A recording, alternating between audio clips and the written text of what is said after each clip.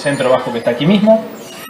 Y nos caracterizamos por cantar canciones corales, pero completamente en euskera, en el idioma tradicional de los vascos, el verdadero idioma de los vascos.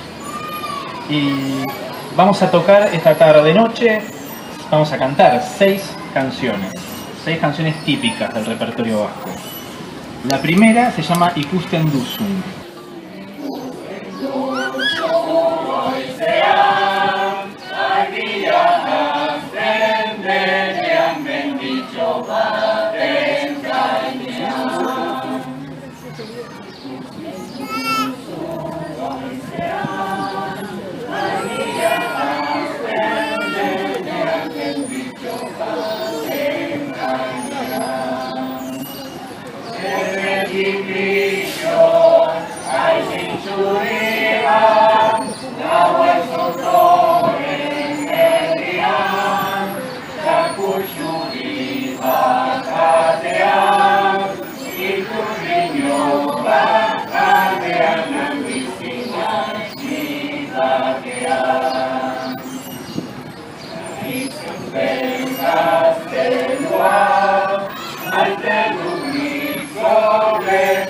I